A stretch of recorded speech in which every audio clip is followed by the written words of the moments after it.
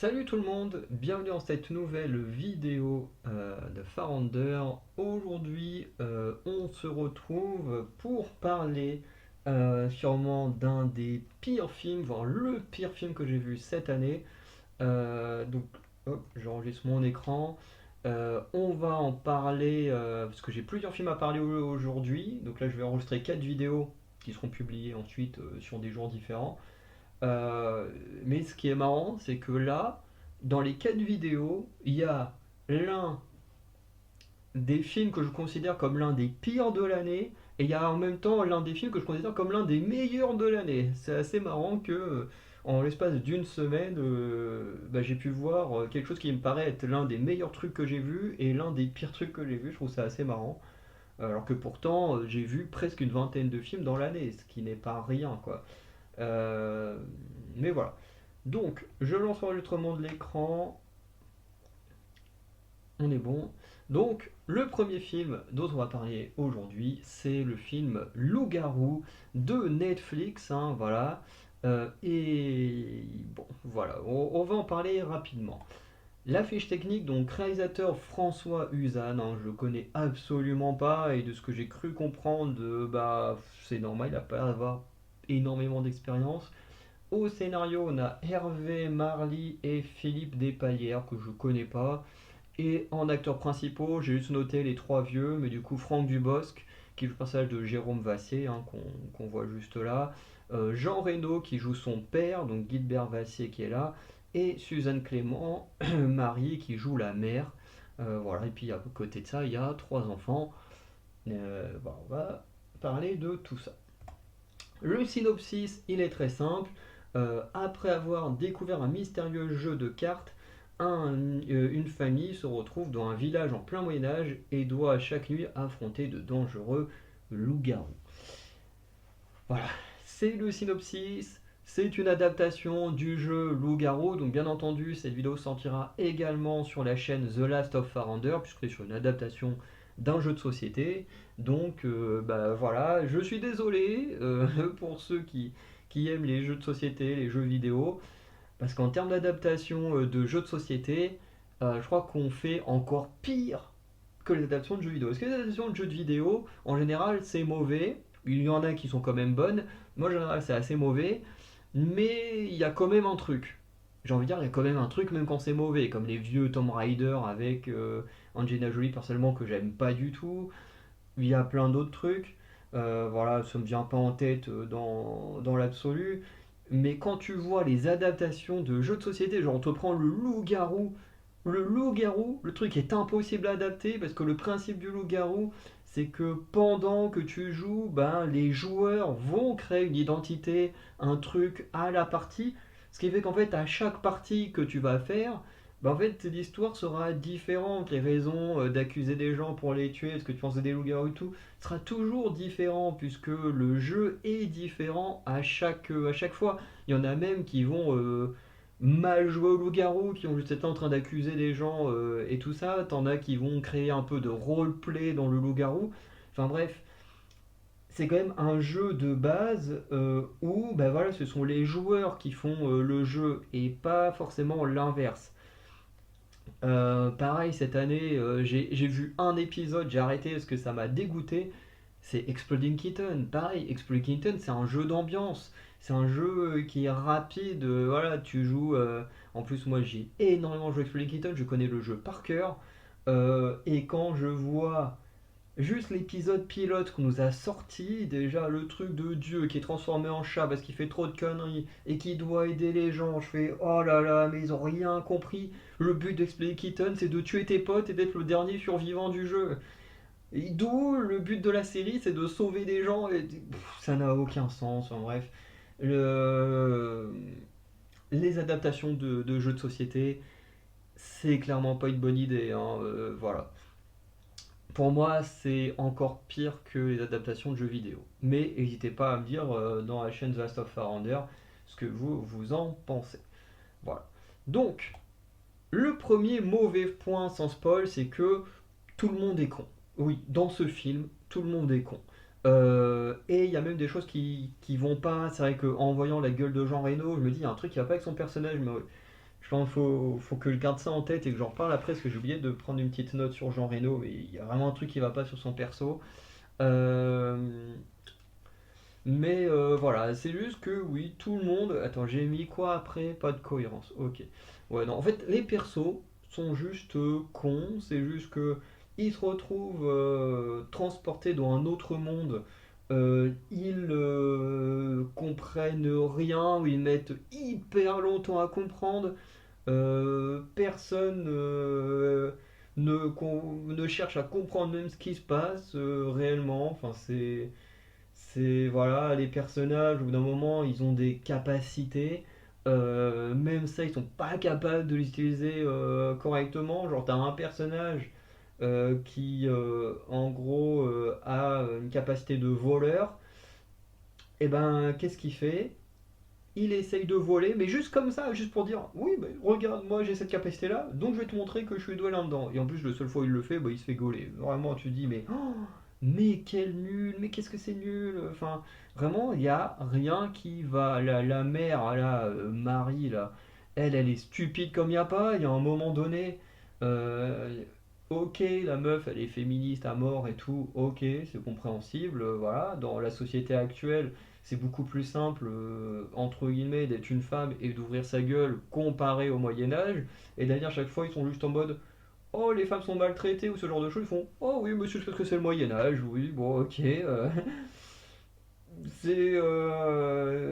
Tu vois, ça cherche pas à avoir une réflexion plus grande que ça, d'essayer de comprendre pourquoi les femmes avaient moins de pouvoir, ont moins de choses qu'aujourd'hui. Vraiment, on cherche pas à comprendre, c'est juste, bon, c'est le Moyen-Âge, donc c'est normal que les femmes soient maltraitées. Enfin, ouais, et moins de pouvoir ou quoi que ce soit. Enfin, bref, de droit, c'est même le meilleur mot.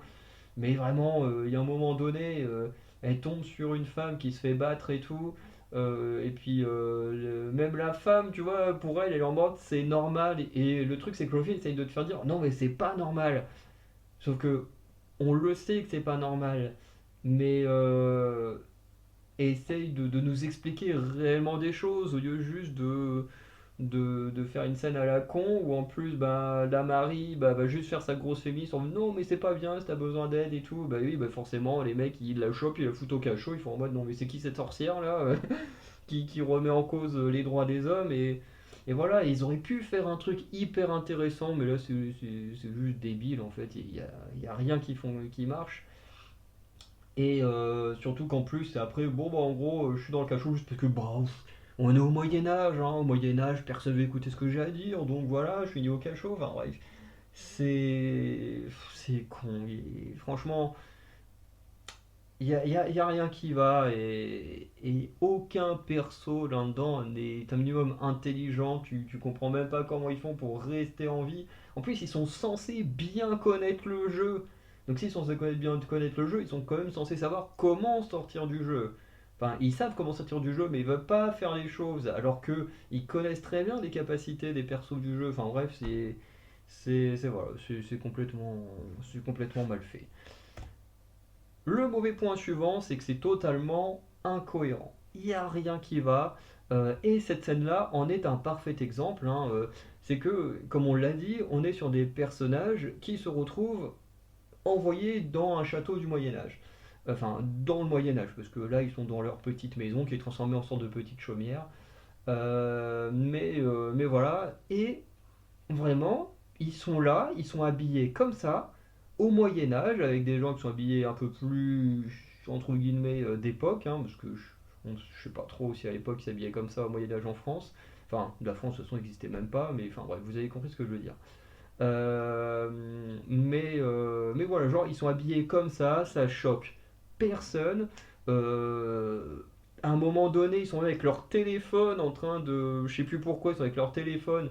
Pareil, ça ne choque personne qu'ils soient habillés d'une manière pas du tout de l'époque, qu'ils aient des appareils qui ne sont pas du tout de l'époque, qu'ils ont un langage qui n'est pas du tout de l'époque, mais là le film est même juste incohérent parce qu'en fait tout le monde a un langage ultra moderne, et tu te dis mais pourquoi? En plus, et vous voulez faire de l'humour, mais avec le langage, la langue française d'aujourd'hui, l'époque du Moyen-Âge, avec les dialectes qu'il y avait, il y avait clairement de quoi faire de la comédie, de l'humour là-dessus. Non, en fait, les persos ont juste un humour, enfin, pas un humour, mais ont juste une façon de parler des années 2020, enfin, mais des années 2000, 2020, et tu te dis, mais en fait, il n'y a rien qui va, et c'est juste saoulant, en fait, au bout d'un moment. Parce que tu te dis, voilà, techniquement, tu arrives au Moyen-Âge avec des tenues comme ça, mais tout de suite, tu te fais choper, on se demande, mais qu'est-ce qui se passe? Vous sortez d'où? Enfin, je sais pas, tu te fais choper, et là, eux, ils arrivent, ils se promènent partout, tout le monde s'en bat les couilles d'avoir des persos habillés avec des vêtements du futur, qu'ils aient des machines du futur, enfin bref, tout le monde s'en fout. Voilà, enfin c'est affligeant que le scénario soit aussi peu bien écrit. En plus, vous allez voir qu'après, il y a encore des incohérences sur plein d'autres choses dans la partie spoil. Autre mauvais point, c'est que c'est pas drôle. En fait, c'est censé être une comédie. Bah, c'est censé être une comédie, une sorte de petite comédie fantastique. Mais en fait, tu ne rigoles jamais. Alors, j'ai vu des vidéos où il y en a qui disaient qu'ils ont rigolé quand Jean Reno il est en mode ah, ce sont les Allemands. Bon, personnellement, moi, ça m'a pas fait rire. Je vois pas en quoi c'est drôle. Voilà. Il y en a où le gag de la flèche les a fait un peu rire aussi. Bon, personnellement, le gag de la flèche, on l'a vu dans la bande-annonce. C'était déjà pas drôle dans la bande-annonce, alors dans le film encore moins. En plus, tu le répètes trois fois, dont une fois où ça n'a pas de sens, hein, que quelqu'un tire une flèche et que la flèche elle parte hyper loin jusqu'au mec. Enfin bref, euh, tu sens que c'est juste, ils cherchent à être drôles, mais en fait ils le sont pas. Et vraiment, il y a rien de drôle. À zéro moment, j'ai rigolé, ou même esquissé un sourire ou soufflé. Il n'y a rien. Et pourtant, euh, vous me mettez, parce que après on va dire oui, mais c'est un film français. Il y a des films français que j'aime vraiment bien. Voilà, bon, Jean Reno, c'est pas l'acteur que j'aime le plus, hein, voilà, je le dis honnêtement, même si je sais que c'est quand même quelqu'un de très très apprécié. Mais par exemple, Franck Dubosc, moi, il me fait beaucoup rire. Habituellement, voilà, vous mettez un film comme Le Marquis, par exemple.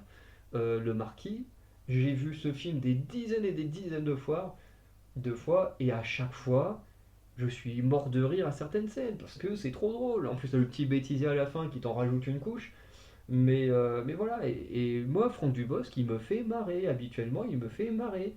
Là, rien du tout. Rien du tout, parce que quand je regarde un film qui s'appelle Les Loups-Garous, qui veut se prendre pour l'adaptation des Loups-Garous de Tierce-Lieu, eh ben, je m'attends à une adaptation, et pas uniquement à un truc drôle. Donc, donc voilà, et en plus, ben voilà, moi personnellement, j'ai regardé ça, je suis bon, ok. J'avais pas eu envie de rire, et en fait, j'ai jamais ri. Autre mauvais point sans spoil, c'est qu'on ne comprend pas pourquoi ils sont envoyés dans le jeu. Voilà. À aucun moment, tu ne comprends pourquoi ils sont envoyés dans le jeu. Euh, Par exemple, si on prend le cas d'un Narnia. Un cas d'un Narnia, c'est pareil, tu as une petite famille qui sont envoyés dans un monde fantastique médiéval dans lequel ils vont devoir survivre et tout ça. Sauf qu'avec Narnia, il y a une logique, c'est que le monde de Narnia est en danger, donc ils récupèrent des personnes dans un autre monde qui vont pouvoir venir le sauver avec leur regard différent sur ce monde et tout ça. Du coup, Narnia, ça fonctionne très bien. Parce que, bah voilà, t'as une raison derrière tout ça, c'est que, voilà, t'as ces personnages qu'on amène et qui doivent sauver le monde. Si on prend les Jumanji, Jumanji c'est pareil.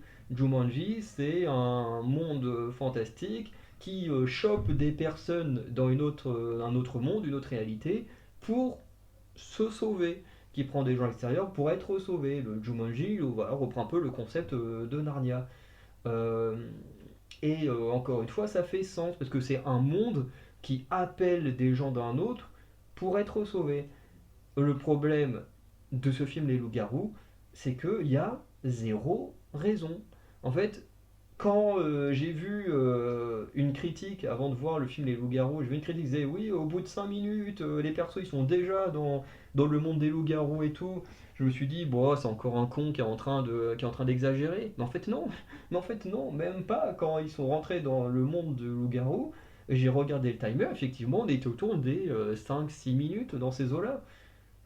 Et en fait, en fait, on te raconte rien. En fait, t'as juste une famille, ça commence, t'as Franck Dubosc, je crois, qui fait un peu le maître du jeu. Vous savez, quand vous commencez une partie, on vous met un peu en place, en mode oui, on est dans le village de Terceleux, machin, la nuit est tombée, le village s'endort, machin, voilà, on te fait un peu une intro comme ça. Et puis t'as un téléphone qui sonne, t'as la famille qui a pas du tout envie de jouer au loup-garou. Et puis du coup, voilà, chacun part un peu dans son coin, et là t'as la boîte qui se met à se secouer, et hop, ils sont tous envoyés dans le loup-garou. Ça, c'est vraiment les 5 premières minutes du film. Et en fait, tu te dis, ok, mais pourquoi parce que tu dis, à la limite, on comprend pas pourquoi ils sont envoyés dedans au début du film. À la limite. Par exemple, quand on regarde un. Enfin, non, même pas, parce que quand tu regardes Jumanji, dès que ça arrive dans Jumanji, on leur dit, bon, ben voilà, vous devez sauver le monde. Ok. Peu de temps après qu'ils soient arrivés. Dans Narnia, au bout d'un moment, ils comprennent également qu'ils sont là pour sauver le monde et tout. Même si c'est un petit peu plus tardif dans leur cas. Mais comment dire, pour ce film, les loups-garous, en fait, tu ne comprends jamais pourquoi ils sont là. Voilà. Parce que à zéro moment, on t'explique qu'est-ce qu'ils font là. Et d'ailleurs, il y a un problème. En fait, le truc, c'est qu'on ne comprend pas pourquoi ils sont là par rapport à un point dont je vais y revenir, mais dans la partie spoil. Donc, si vous voulez pas être spoilé, bah, malheureusement, vous allez devoir rester là-dessus. Si vous n'avez pas peur d'être spoilé, bon, vous pouvez regarder la suite. Mais effectivement, il y a quand même un détail euh, qui est quand même très important, qui est totalement incompréhensible pour le spectateur et qui fait qu'on est encore plus perdu sur qu'est-ce qu'ils font là. Et parce qu'en fait, on ne comprend jamais qu'est-ce qu'ils font là. Voilà. Ils sont parce qu'à aucun moment en plus on leur dit qu'ils sont là pour sauver le monde ou pas. C'est eux-mêmes qui en fait ils arrivent dans le monde étranger, ils se disent juste bah on veut rentrer chez nous et on va rentrer chez nous. Tu dis ok, mais du coup pourquoi le jeu vous a appelé? C'est surtout ça la grande question, c'est pourquoi le jeu vous a amené à l'intérieur de lui-même. Il n'y a jamais d'explication, c'est juste un prétexte à se retrouver dans le jeu des loups-garous. Et c'est tout, en fait. Ils n'ont pas cherché à expliquer les choses. Là où un Jumanji ou un Narnia, et au bout d'un moment, t'explique vraiment pourquoi des personnages sont envoyés dans ce monde fantastique. Les bons points, bon bah je pense que mon avatar hein, exprime bien la chose. Où est-ce qu'ils sont? Ben il n'y en a pas. Tout simplement, il n'y a pas de bons points. Je suis désolé pour ce film, hein. J'ai vu plein de reprises sur les réseaux sociaux que des gens ont passé un bon moment devant ce film. Et en vrai, c'est très bien pour eux. Si vous avez passé un bon moment devant ce film, ben en vrai, je suis très content pour vous. Mais honnêtement, moi, je n'ai pas réussi. Je n'ai pas réussi à passer un bon moment devant ce film. Donc voilà. En tout cas, pour ceux qui ont réussi, ben franchement, bravo à vous. Donc là, je vais passer en partie spoil. Donc, pour ceux qui ne veulent pas être spoilés, ben, on va s'arrêter là pour nous. Donc voilà, n'hésitez pas, si vous avez déjà vu ce film, à laisser un avis. Enfin, quoique, bah non, si vous avez déjà vu ce film, vous vous en foutez d'être spoilé, puisque ça n'en sera pas. Mais bref, si vous n'avez pas vu ce film, tout simplement, je vous conseille pas de le regarder. Honnêtement, vous allez perdre 1 heure et demie de votre temps pour une très très mauvaise adaptation d'un jeu. Limite, prenez le jeu du loup-garou, jouez avec vos amis ou votre famille et vous passerez un meilleur moment que devant ce film. Voilà, et en plus vous perdrez moins de temps. Parce que voilà, une partie de loup-garou c'est moins longtemps que ce film-là. Voilà, et vous aurez vraiment l'impression d'être dans le loup-garou. Parce que là, à zéro moment, tu as l'impression d'être dans le jeu du loup-garou. Euh, Qu'est-ce que je voudrais vous dire d'autre? Voilà, parce qu'en soi, même si vous avez un abonnement Netflix, je vous conseille pas, regardez plein d'autres films. En plus, on va parler d'un film prochainement qui vient de Netflix. Euh, D'ailleurs, sur les 4 films là que je vais enregistrer à la suite, il y en a 3 qui viennent de Netflix. Franchement, les deux autres dont je parlerai un peu plus tard, franchement, vous pouvez les regarder sans problème. Bon, alors celui-ci, non. Celui-ci, non, je vous conseille pas. Même si ça ne vous coûtera pas grand-chose si vous avez déjà un abonnement. Ou si, comme moi, vous avez l'abonnement de quelqu'un d'autre qui vous le partage. Bref. En tout cas, pour ceux qui n'ont pas peur d'être spoilés ou qui ont déjà vu le film, eh ben on va passer à la suite. Donc, déjà, mauvais point avec spoil, parce que ça, pour quelqu'un qui n'a pas vu les films, je voulais pas vous montrer Loup-Garou, mais ils sont dégueulasses. Franchement, je ne comprends pas qu'avec le temps, on fasse des créatures de plus en plus dégueulasses. Parce que là, les loups-garous, non mais regardez-moi cette gueule. Et là, on voit que la tête. En fait, surtout le corps entier. Parce que la tête, là, quand tu la vois comme ça, tu te dis, ouah, ça passe. Sauf qu'en vrai, les loups-garous, en fait, sont stylisés en fonction du personnage, enfin de l'être humain.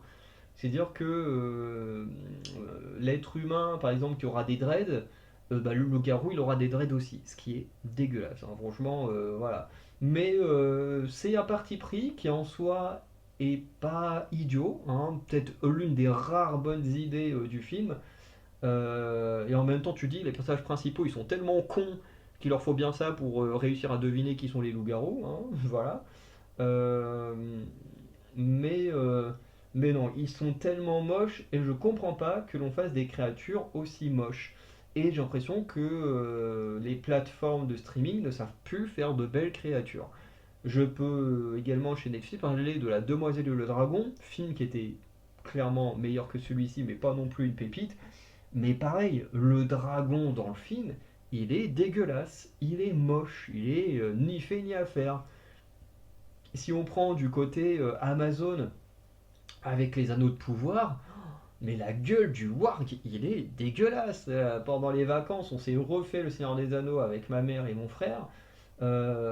Et là, quand tu voyais les wargs et tout, c'était magnifique. Alors, je parle magnifique en termes de voilà, en termes de design et tout, c'était beau. En plus, tu voyais que c'était pas de la CGI. Enfin, on sait que ça l'est, mais tu vois, c'est pas aussi criant que dans certains films des années 2010 et même actuels.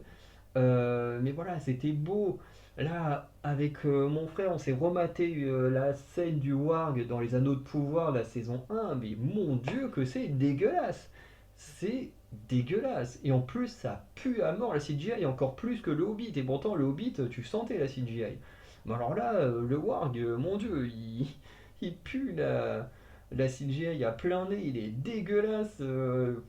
Tu te dis, mais what? À quel moment tu veux faire un film sur des créatures surnaturelles et tu n'arrives pas à faire des créatures potables à l'écran? Parce que là, ça c'est pas potable. Le dragon dans Nouvelle Dragon, il était dégueu aussi.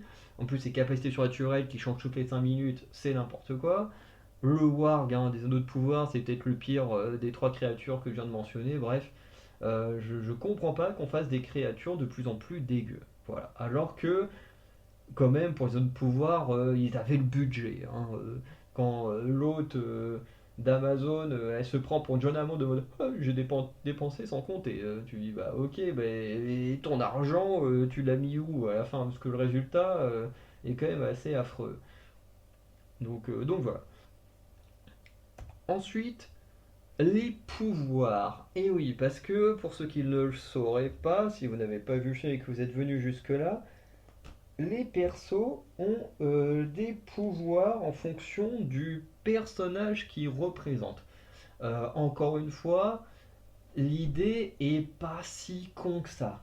L'idée est pas si con que ça dans le sens euh, où quand tu joues au loup-garou, effectivement, tu as des cartes de personnages avec des pouvoirs. Tu as les villageois qui en ont pas, mais tu en as qui ont des pouvoirs.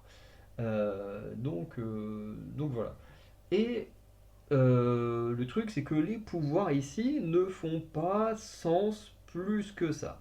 Dans le sens où, par exemple, il y en a un, je sais plus si c'est Franck Dubosc ou Jean Reno, qui est le chasseur, et genre, le mec a juste une super force. Tu dis, ok, pourquoi? Le chasseur, son pouvoir, c'est que quand il meurt, il tue quelqu'un. Et genre là, pourquoi le chasseur, c'est Hulk? Vraiment, très clairement, le chasseur, c'est Hulk. Oui, c'est bien Jean Reno qui est ce perso. Mais je me dis, mais quoi? D'où d'où le chasseur, il se transforme en Hulk. À la base, son pouvoir, c'est je meurs, j'emporte quelqu'un avec moi. Le pouvoir, déjà, il n'est pas du tout respecté. Franck Dubosc, c'est la petite fille. Non, la voyante. La voyante, son pouvoir, c'est de regarder les cartes des autres et de savoir euh, quel est leur rôle. Voilà. Dans le film, du coup, Franck Dubosc est télépathe. Ouais, c'est devenu Charles Xavier, très clairement. Voilà, le gars, normalement, le pouvoir de la voyante, c'est juste de regarder le pouvoir enfin, le rôle de quelqu'un d'autre. Ici, c'est devenu un télépathe, alors qu'il lit dans les paroles, enfin, dans la tête de tout le monde,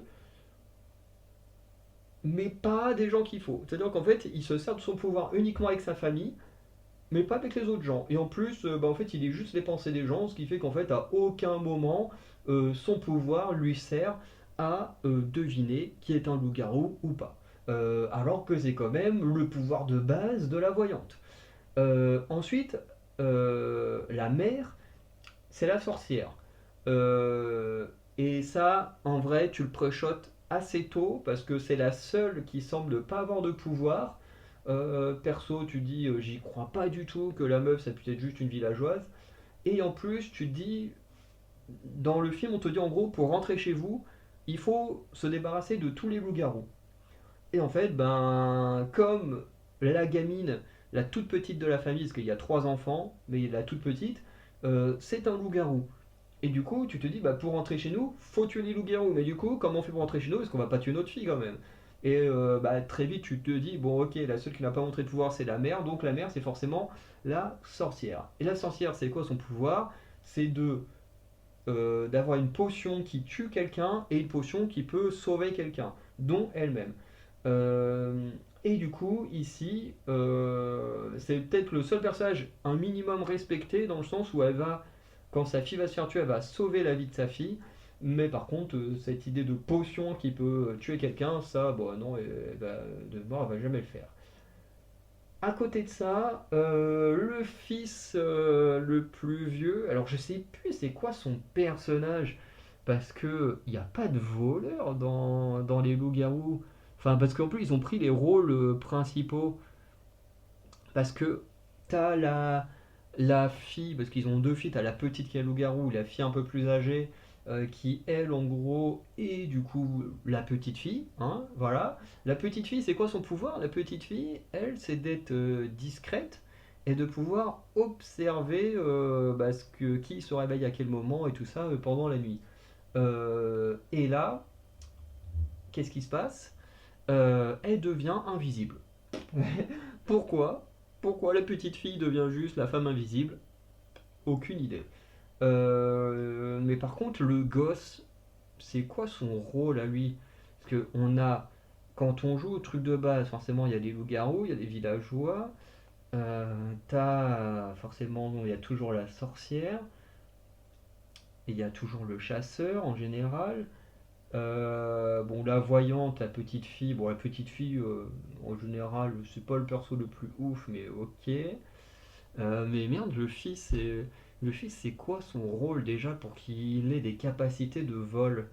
Parce que j'ai pas le souvenir qu'il y ait un. Enfin, si, t'as une carte qui permet d'échanger ton rôle avec les cartes qui sont au milieu. Enfin, tu peux mettre des cartes au milieu et t'as une créature, enfin, un rôle qui te permet du coup de changer ton rôle et tout, mais ils ont pas pris ça. Merde, qu'est-ce qu'il pourrait y avoir dans les rôles de base qui mènent à ce pouvoir-là, juste d'être un grand voleur? Et vraiment, c'est pour vous dire à quel point ça n'a pas de sens et que j'arrive même pas à me rappeler de genre quelle carte ils ont voulu mettre en avant. Parce qu'ils sont restés sur les cartes de base, les persos de base, mais je vois pas du tout lequel peut représenter un voleur, hein, voilà. Bon, on va passer. Je vais revenir en même temps vite fait pendant qu'on est là sur les pouvoirs et tout, sur Jean Reno, vite fait. Parce que Jean Reno, il y a un truc qui va pas, c'est que le mec, il a Alzheimer dans, dans la réalité ou le présent, parce qu'on ne sait pas vraiment. Le gars, il a Alzheimer. Les persos, ils voyagent dans le jeu ou dans le passé, parce qu'en vrai, on sait pas où est-ce qu'ils sont partis. Et d'un coup, ils retrouvent la mémoire. Et là, tu dis, quoi? Quoi? Et en plus, tu te dis, même si, imaginons, ils ont voyagé dans le passé, à quel moment ça lui fait récupérer sa mémoire? Parce qu'en plus, si tu retournes au Moyen-Âge, t'étais pas né. Donc pourquoi déjà ta mémoire elle se restaure à une époque où tu n'existais pas? En plus, c'est pas parce que ton corps actuel il voyage dans le passé bah, que ça va te rendre ta mémoire. Ça n'a aucun sens. Encore, tu rajeunirais. Ok que là ta capacité de mémoire elle reprenne du service. Mais là tu dis ça n'a aucun sens. Le mec il voyage dans le passé ou dans un monde fantastique et ça lui enlève Alzheimer. Tu dis, mais what the fuck? Ça n'a aucun putain de sens. Il n'y a rien qui va. Ensuite, les cartes, quand un loup-garou est vaincu, n'a pas de sens non plus. Alors, j'ai pris cette photo pour voir les cartes qui sont comme ça, qui sont vraiment stylées. Par contre, c'est un des rares trucs stylés du film. Et en gros, le film, on te fait rapidement comprendre, déjà, quand il joue, ils ont des cartes qui sont comme ça. Voilà, parce que si je le pointe avec mes doigts ou mon écran, vous n'allez rien voir. Mais ils ont des cartes comme ça pour jouer, qui représentent leur perso. Bon, c'est plutôt stylé. Pour un film, forcément, il faut un visuel un peu plus stylé que ce qu'on a réellement. Et, euh, et le truc, c'est que tu te dis, déjà, il y a un problème. Parce que quand on arrive dans l'univers du loup-garou et qu'on te dit bah faut tuer les loups-garous pour en sortir et que du coup quand des loups-garous meurent il y a des petites cartes comme ça qui apparaissent, donc déjà tu te dis il y a un problème. Il y a un problème parce que si quand ils ont voulu jouer il y avait déjà des gens avec des cartes de loup-garou dans le jeu et pas que, parce qu'il y en a un qui a la carte du Cupidon. Tu te dis, mais si eux ils sont déjà dans le jeu, du coup, le jeu de Franck Dubosc, bah, il est pas complet. Tu dis, il manque des cartes, il manque le Cupidon, il manque des loups-garous. Donc, déjà, qui joue avec un jeu qui n'est pas complet? Enfin, bon, ça peut être possible s'il manque des petites pièces, ou encore des loups-garous, c'est des cartes en double, tout ça. Mais déjà, tu te dis, ok, mais quand on y réfléchit vraiment, c'est tu dis à quel moment tu as des cartes dans le présent et que t'en as qui sont déjà dans le passé ou dans le jeu. Voilà, tu dis ok, c'est pas normal. Euh, quand ils battent les gens, genre vraiment les gens ils leur donnent des. Tu vois, t'as une carte qui apparaît et eux ils les récupèrent parce que s'ils complètent la boîte avec toutes les cartes, ils peuvent rentrer chez eux. Mais tu dis mais je comprends rien. Tu dis comment ça se fait qu'il y ait déjà des gens avec des cartes dans le jeu, dans cet univers. En plus, t'as l'autre avec Cupidon, qui a la carte de Cupidon, avec sa femme et tout. Mais tu te dis, mais ces gens-là, quand ils réfléchissent, si eux aussi ils ont des cartes, est-ce que eux aussi, ils ont un jeu qui les a envoyés dans ce monde ou dans le passé? Ou est-ce que quand cette famille-là a voyagé, ça a automatiquement transformé des gens en loups-garous ou des gens en autres créatures, en cupidons, tout ça, et que bah, du coup faut tuer des innocents? Enfin, c'est quand même un peu chelou comme truc. Je comprends pas. Là, tu dis normalement les jeux Narnia, enfin Narnia ou Jumanji, t'es censé sauver un monde, t'es pas censé buter des gens quoi, pour en sortir. Enfin bref, c'est un peu bizarre, hein. Franchement, le système des cartes, tu te dis, mais pourquoi d'autres personnages ont également des cartes? Et qui en plus ils connaissent leur rôle. Par exemple, le gars qui joue Cupidon, il connaît son rôle, il sait que si on tue sa femme, il meurt, ou que si on le tue lui, sa femme elle meurt. Sa femme étant un loup-garou. Donc eux aussi ils sont au courant des pouvoirs, des trucs comme ça. Donc est-ce que eux aussi viennent d'un monde où on joue au loup-garou aussi en jeu de société? Enfin tu dis ok, ouais, il y a des trucs bizarres. Et je crois que c'est le dernier mauvais point, c'est est-ce qu'ils sont dans le jeu ou dans le passé? Parce que quand on regarde le synopsis ou les règles et tout ça, on a l'impression qu'ils sont dans un monde fantastique, à la Narnia, à la Jumanji, où ils vont devoir vivre une aventure. Et en soi, ça peut se comprendre. Voilà, ils sont là, ils ont des pouvoirs en arrivant grâce aux cartes et machin. Tu dis, ok, ok, on l'accepte, ils sont dans le jeu. Et en fait, non. Finalement, au bout d'un moment, tu l'acceptes plus. Parce que, ben, quand ils arrivent dans le passé, déjà, ils se rendent compte que leur maison, c'est la maison familiale. Que, en fait, la personne qui vit dedans, c'est l'ancêtre de Franck Dubosc et Jean Reno. Et là, tu dis, quoi? Donc, finalement, on est dans le jeu, on est dans le passé, on n'y comprend plus rien, quoi. Parce que bah, finalement, ils sont dans la maison de leur ancêtre, ils vont tomber sur leur ancêtre, euh, qui, euh, comment dire, qui est enfermé dans les cachots, qui vont sauver et tout, qui est censé se faire exécuter. Donc déjà, ils vont sauver quelqu'un qui techniquement est censé crever, donc ils vont clairement changer la timeline, hein, techniquement. Mais non, il n'y a pas vraiment d'impact sur le futur. Voilà. Sans compter que il y a également un peintre hyper connu. Je sais plus, je crois que c'est Léonard de Vinci, donc plus inventeur. Mais bref, t'as Léonard de Vinci qui est là. Tu te dis ok, mais du coup, comme il y a l'ancêtre de Jean Reno et de Franck Dubosc, que t'as un inventeur, tout ça, qui a vraiment existé, tu te dis mais du coup en fait on est dans le passé, on n'est pas dans un jeu de société. Au bout d'un moment, tu sais plus. Surtout que tu te dis, mais si on est dans le passé, que les gens ont des pouvoirs grâce au jeu, comment ça se fait que dans le présent, personne n'ait jamais entendu parler de ces histoires-là ou quoi que ce soit? Mais, voilà, parce que tu te dis, en plus, si t'es dans le passé, enfin, quel intérêt le loup-garou a de t'envoyer dans le passé? Et il n'y en a aucun. En fait, le garou de t'envoyer dans le passé comme ça, en plus de transformer des gens en créatures surnaturelles, qui en plus faut tuer. Enfin, je veux dire, il n'y a aucun sens en fait dans ce film. Et c'est pour ça que depuis le début, je dis, il y a plein de choses où en fait, on comprend pas ce qui se passe.